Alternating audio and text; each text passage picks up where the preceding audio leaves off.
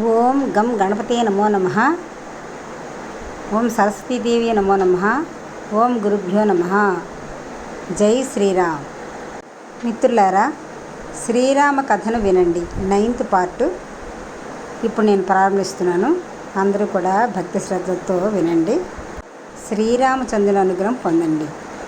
శ్రీరాముడు లక్ష్మణుడు 14,000 రాక్షసులను సంహరించిన తర్వాత ఒక్క రాక్షసుడు మాత్రమే బ్రతికిపోయాడు. అతని పేరు అకంపనుడు. అతడు లంకకు పారిపోయి తన ప్రభువైన రావణ మహారాజు వద్దకు చేరి జరిగిన సంగతిని తెలిపాడు. రావణుడు దశముఖుడు 10,000 యోధుల బలాన్ని కలవాడు. తన సోదరులు ఖరుడు, దూషణులు చంపబడ్డారని, వారి సైన్యం నాశనమైందని విని కోపంతో గర్జించాడు. నా సైన్యాన్ని జయించడానికి ధైర్యం చేసిన వాడు ఎవరు? భయంతో వణుకుతూ అకంపనుడు చెప్పాడు. అతడు అయోధ్య యువరాజు రాముడు. ఒక్కడే నీ సోదరులను, సైన్యాన్ని నాశనం చేశాడు. అతన్ని బాధ పెట్టాలంటే అతని భార్య సీతను అపహరించాలి. రావణుడి కళ్ళల్లో లోభం, కోపం మెరిశాయి. సీత యొక్క దివ్య సౌందర్యం అతని మనసులో కోరికను రేపింది. ఆమెను అపహరించేందుకు ఒక దుష్ట ప్రణాళికను వేసుకున్నాడు. మొదట అతడు తాటక కుమారుడు మారీచుడు వద్దకు వెళ్ళాడు. మారీచుడు అప్పటికి తపస్విగా అడవిలో ప్రశాంతంగా జీవిస్తున్నాడు. రావణుడు అన్నాడు, రాముడు నా సోదరులను చంపేశాడు. నేను సీతను అపహరించి అతనికి పాఠం చెప్తాను. ఇందుకు నీ మాయశక్తి నాకు అవసరం. మారీచుడు హెచ్చరించాడు. ఓ మహాబలశాలి రావణ, రాముడు అజేయుడు. సీతను తాకాలనుకుంటే నీ రాక్షస వంశానికే వినాశనం వస్తుంది. ఈ ఆలోచన మానుకొని నీ రాజ్యాన్ని ఆనందంగా పాలించు. కానీ రావణుడి కోపం తగ్గలేదు. అప్పుడు అతని చెల్లెలు శూర్పణఖ లంకకు వచ్చి తన ముక్కు నరికిన రాముడు లక్ష్మణుడిపై ఆగ్రహంతో శపించడం ప్రారంభించింది. రావణుడు ఆమెకు ప్రతీకారం తీర్చి పెడతానని హామీ ఇచ్చాడు.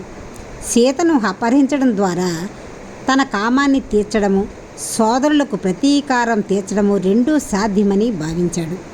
అతడు మళ్ళీ మారీచుడి వద్దకు వెళ్ళి బలవంతంగా, నీవు బంగారు జింక రూపం ధరించు. రాముడు సీత సమీపానికి వెళ్ళి నీ సౌందర్యంతో సీతను ఆకర్షించు. ఆమె రాముడిని నిన్ను పట్టుకోవమని అడుగుతుంది. రాముడు దూరంగా వెళ్ళినప్పుడు నేను సీతను అపహరిస్తాను. మారీచుడు భయంతో వణికిపోయాడు. కానీ రావణుడి ఆజ్ఞకు లోబడక తప్పలేదు. వెంటనే అతను పంచవటికి వచ్చి ఒక అద్భుతమైన బంగారు మృగరూపం ధరించాడు. అతని శరీరం సూర్యకాంతితో రత్నాల్లా మెరిసింది. నెమ్మదిగా సీత ఉన్న గుడిసె వైపు నడిచాడు. సీత ఆ బంగారు జింక చూసి ఆశ్చర్యంతో, రామా, ఆ బంగారు జింకను చూడు, ఎంత అందంగా మెరుస్తోంది, దాన్ని నాకు తీసుకురా అంది. రాముడు మృదువుగా నవ్వి, సరే ప్రియదేవి, నేను తీసుకువస్తాను అన్నాడు. లక్ష్మణుడికి సీతను జాగ్రత్తగా కాపాడు అని చెప్పి బంగారు జింకను వెంబడించాడు. ఆ మృగం అల్లరిగా అడవిలోకి పరిగెత్తింది. రాముడు దానిని వెంబడిస్తూ అడవిలో లోతుగా వెళ్ళాడు. చివరకు రాముడు ఒక బాణం విడిచాడు. ఆ బంగారు జింక కూలిపోయింది. అదే సమయంలో అది తిరిగి తన అసలు రూపమైన మారీచుడుగా మారింది. మరణిస్తూనే అతడు రాముడి స్వరంతో కేక వేశాడు, సీత, సహాయం చెయ్యు. ఆ స్వరం విని సీత గుండె ఆగినట్లయింది. లక్ష్మణ, అన్నయ్య ప్రమాదంలో ఉన్నాడు అంది. లక్ష్మణుడు సీతను వదిలి వెళ్ళకూడదని రాముడు చెప్పినా ఆమె విజ్ఞప్తిని నిరాకరించలేకపోయాడు. వెళ్లే ముందు తన విల్లు బాణాలతో నేలపై ఒక రక్షారేఖ గీశాడు. సీతమ్మ, ఆ గీత దాటవద్దు, ఇది నీకు రక్షణ ఇస్తుంది అని చెప్పి రాముడి వైపు పరిగెత్తాడు. లక్ష్మణుడు దూరంగా వెళ్ళిన వెంటనే రావణుడు ఒక మహర్షి వేషం వేసుకొని గుడిసె వద్దకు వచ్చాడు. జపమాల వేసుకొని నమస్కరించాడు. సీత అమాయకురాలు మరియు దయగలదైన ఆమె రక్షారేఖ లోపల నుండే ఫలాలు ఇచ్చింది. ఆ ముని అన్నాడు, తల్లి, నేను పుణ్యాత్ముడిని. నీవు బయటకు వచ్చి నీ చేతితో ఫలం ఇవ్వు. సీత అమాయకత్వంతో ఒక అడుగు ముందుకు వేసింది. రక్షారేఖను దాటింది. అప్పుడే ఆ మునివేషం తొలగిపోయింది. అతడు ఎవరో కాదు, లంకాధిపతి రావణుడు. తన అసలైన రాక్షస రూపంలో గర్జిస్తూ సీతను లాగి తన పుష్పక విమానంలో ఎక్కించాడు. ఆకాశ మార్గంలో లంక వైపు దూసుకెళ్ళిపోయాడు. ఇంతలో లక్ష్మణుడు రాముణ్ణి చేరుకున్నాడు.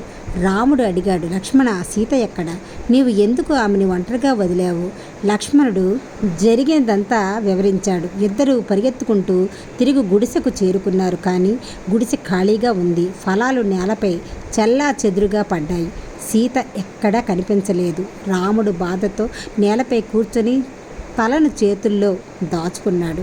తన ప్రియమైన సీతను కోల్పోవడం అతని హృదయాన్ని చిన్నాభిన్నం చేసింది. నెమ్మదిగా లేచి అన్నాడు, లక్ష్మణ, మనం సీతను వెతకాలి. దుష్టశక్తులు పనిచేస్తున్నాయి. సీతను రక్షించక తప్పదు. అలా రాముడు, లక్ష్మణుడు తన మనసులో ధైర్యం, భక్తిని నింపుకొని అడవిలోకి బయలుదేరారు. అయోధ్య యొక్క అపూర్వరాణి సీతను రక్షించేందుకు. మిత్రులారా, శ్రీరామ కథను వినండి. 9th పార్ట్ పూర్తయింది. నెక్స్ట్ 10th పార్ట్ 1-2 డేస్లో మళ్ళీ మీకు వీడియోను అప్లోడ్ చేస్తానండి. ఈ శ్రీరామ కథను వినండి భక్తి వీడియోను 10 మందికి షేర్ చేయండి.